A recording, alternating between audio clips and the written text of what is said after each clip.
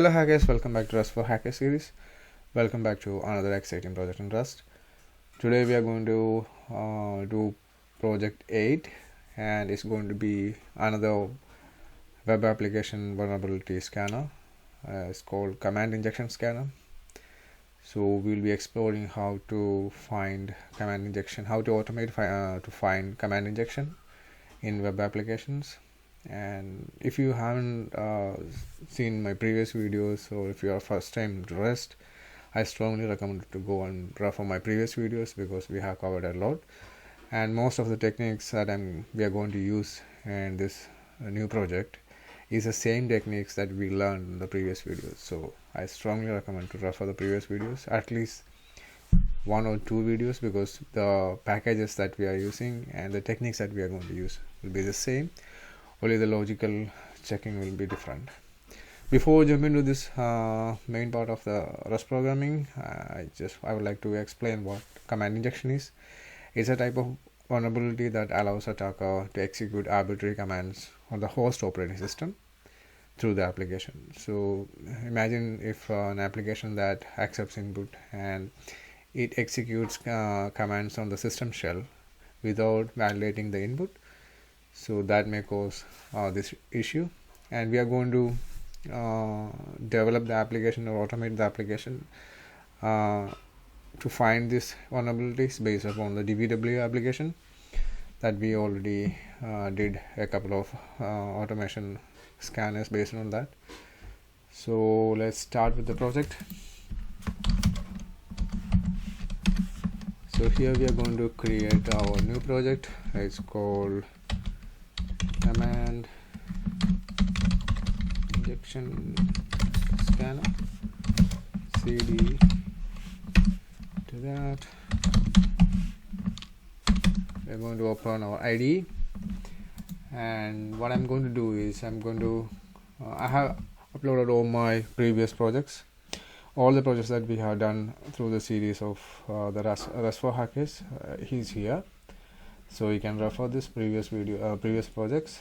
So that's why I told at the beginning we are going to make use of the same techniques that we learned on the previous videos. So I'm not going to explain all those now. If you have any doubt on those, please refer the previous videos. So what we are going to do here is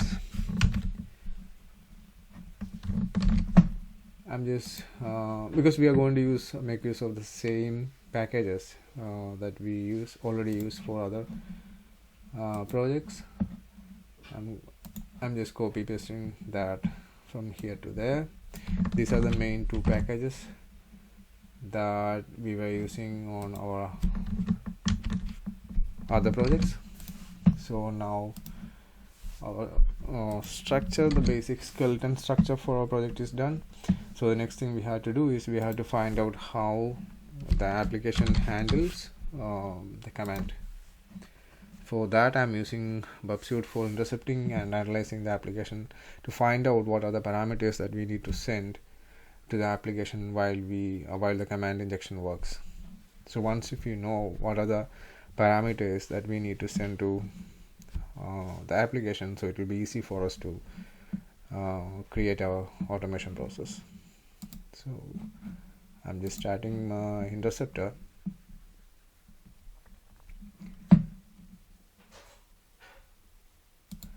My IP is 199. So once this interceptor starts, we will go to the application and set up our security level. Then we start analyzing the application, how the application handles the command injection vulnerability.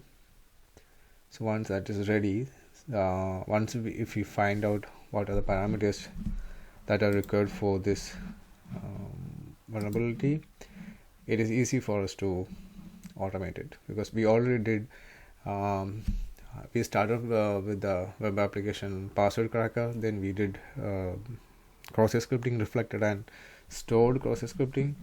So this will be easier for us compared to that, because in the beginning we had to do a lot of things to find out the parameters and other stuff, but now we are in a flow to do that without any issues because we did cover a lot on the previous videos. So it's already logged in, so let me log out this.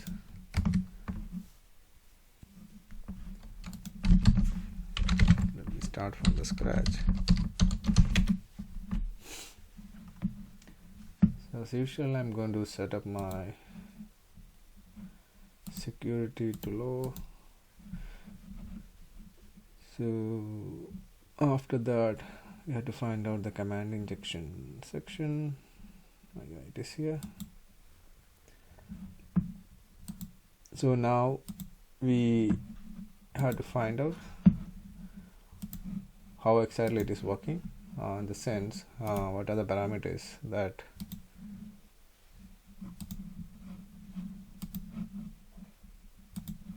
this function requires. Just listen to repeater. Yeah, it is here.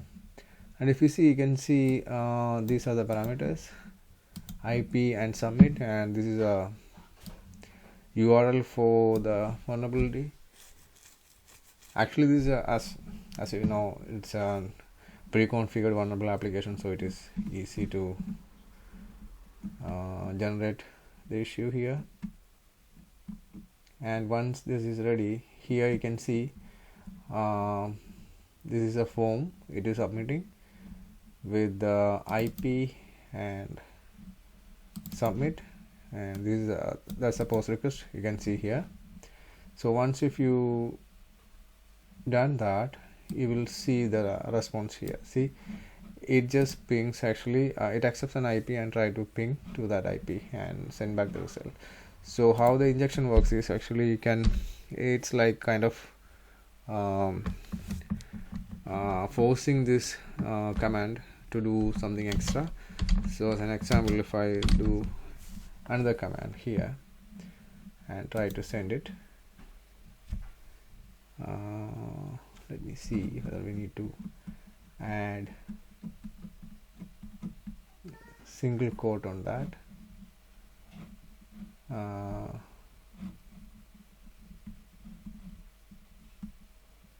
Oh no, it is here. You can see this result came. Actually it added two things. It did the ping to the target IP, then it executed this command also. So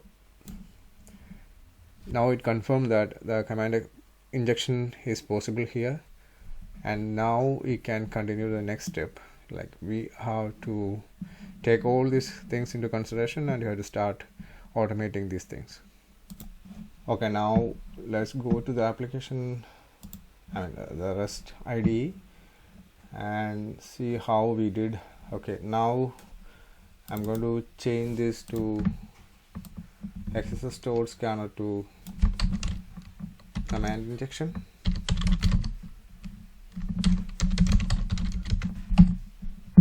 And we will be making use of this one, and the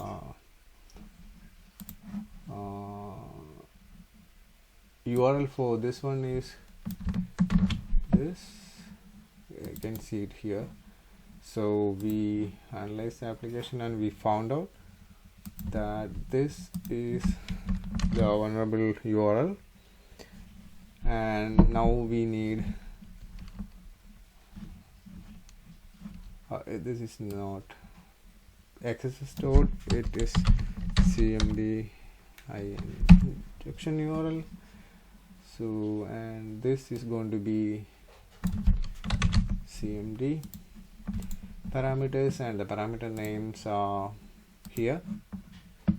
It is IP and submit. So we come here and change this to IP, then submit, and the value for the submit is submit itself, so you don't need to change anything there. So if you are not following what we are doing, I strongly recommend the previous videos, because we explained all these things on the previous one, so it will be easy for you. Because if you are following along from the beginning, it will be very easy for you. I don't need to explain much on that. But if you are not following, please refer the previous videos. Here is our vulnerable command that we are going to do. It's just say on it. Okay. After that, we have just tried this one. Well, it will be this command, and once we it is cmd params here. So now we set the parameters, and we're going to post the form using the cmd params, and we did create the request, and here we are changing that to cmd injection response. So this is cmd injection HTML response.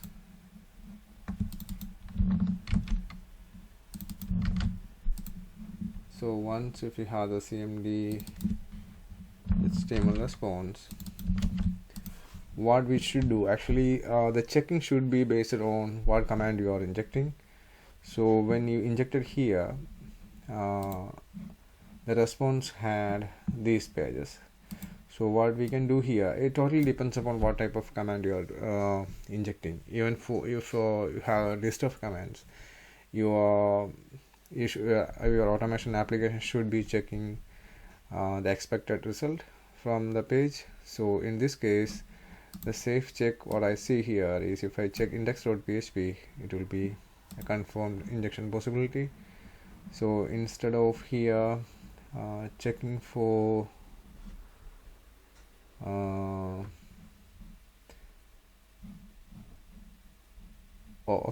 the previous stored message one, it was easy for us because we were trying to find out the injected parameter is on the response when you're getting the response back from the server. But here that is not the case. We are getting a different response, so we have to explicitly check whether the response has index.php or some other expected result. Like you can check what was the page. It shows help and source along with the index.php, but index.php could be a standard check that you can make use of. If you see some other, if you're going to use some other commands, try to change your checkings based on that. As an example, let me stop interception here, and let me submit here. Maybe, yeah, now we have this command, and instead of la, if I try submit, if I'm planning to inject this command, so this command has another response. So here what you can try to do is, either you can check any of these things there in your response, or you try some other commands that return some unique response, so you can automate easily with that. Here I just did the same thing, so I'm just using this command. I'm just checking the response, and the response usually has this page reference on the response, so I'm just doing that. And if I found that, I'm saying found command injection,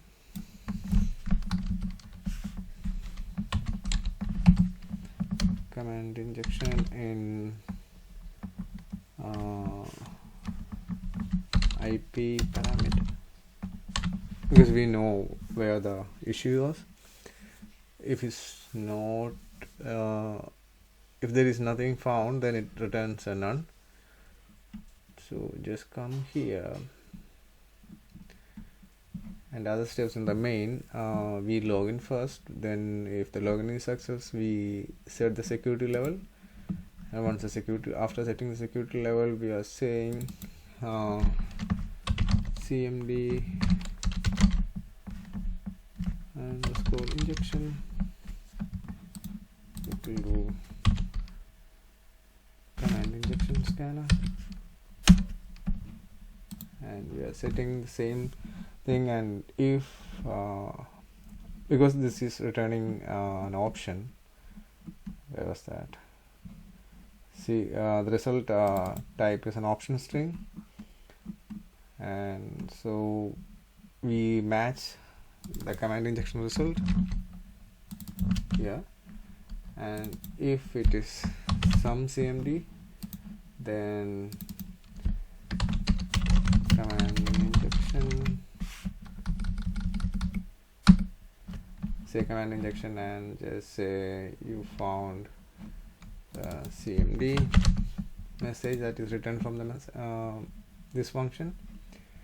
And if it is not there, we say no command injection found.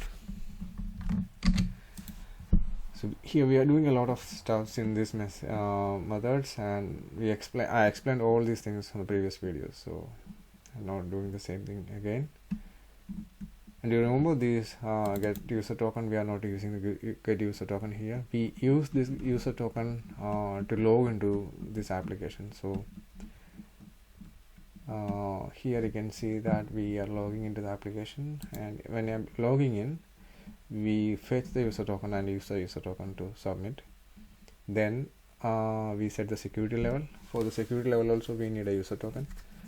For that we fetch a separate user token, because every time the user token changes is a protection from for this application, so you have to automate that to set up the security level too.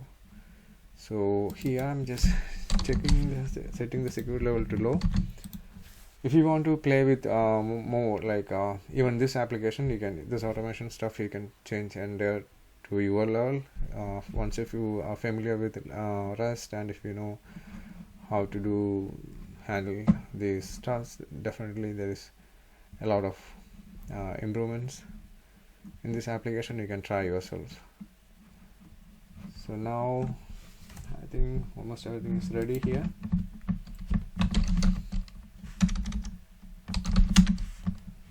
So I'm saying cargo build. Oh, I forgot to do that.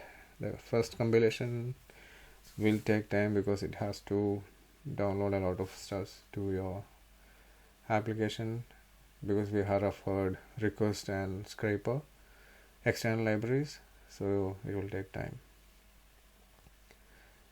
Yeah, this is a kind of some people say it is an issue, but from my experience, what it says is, even though it's taking time, yeah, definitely the application runtime is really good. It spends more time on compilation, especially the Rust specific compilation checkings are really time consuming, but that pays on performance of the application, so you don't need to worry about that once if you're familiar. But these newer versions are really better than compared to the previous versions that I already started 2 years before, so it's fine. We can see here it says something. It has one more thing to do after the last step. Command injection scanner. Okay, I did a cargo build, so that's why. Okay, when you're doing the cargo build, actually it creates inside the target and debug folder. Yeah, this here, command injection scanner. If you run it now, see error sending request for, okay, oh yeah, that's because previous time when we tried this one, our IP was 79, now it is changed to 99, so definitely it will be an error. So what we have to do is you have to do it again. We have to rebuild it because we have hard coded the IP. If you want to do this making dynamic, we have already shown the options to accept. Is it 99? What was that? Oh, sorry, 199. It is 199.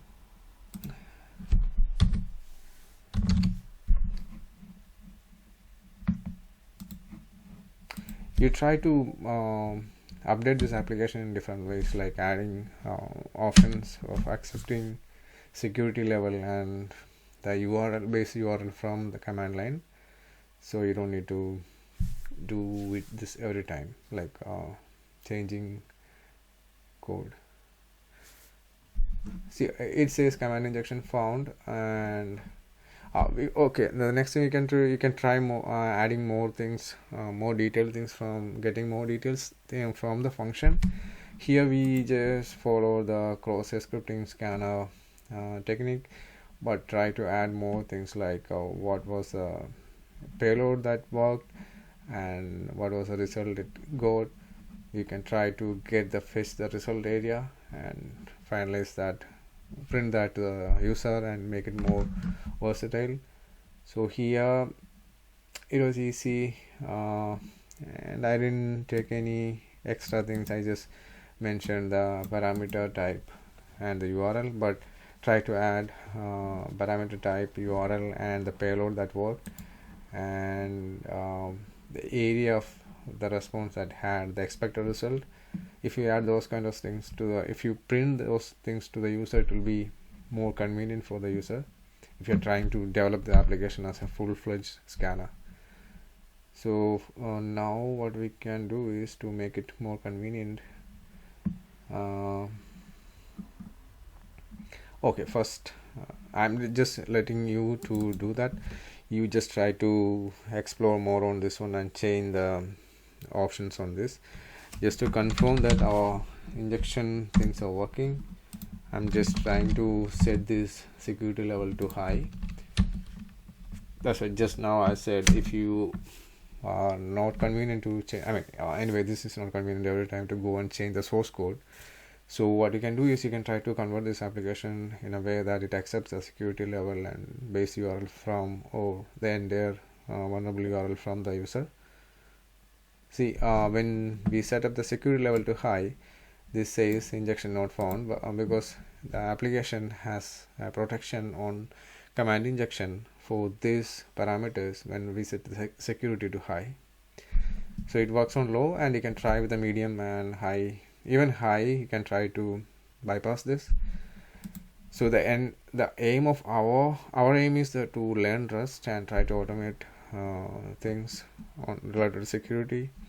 So till now we have learned a lot on these things. I have one more project lined up for this series for the web application. Once that is done, we will move to asynchronous and threading options, and we will revisit all these projects again. So before that, I have another section for system programming. System programming in the sense, not the hardcore system programming, but system side security programming. So that's it for this video, and this was a very quick video. So I hope you enjoyed it, and yeah, that's it from my side for today's video. Stay tuned for more updates on Rust for Hackers. I have a lot of projects lined up, and I'm also learning the same thing. So we'll explore more in-depth details of Rust programming using this series. So stay tuned and subscribe if you like. Consider sharing it with others. So that's it.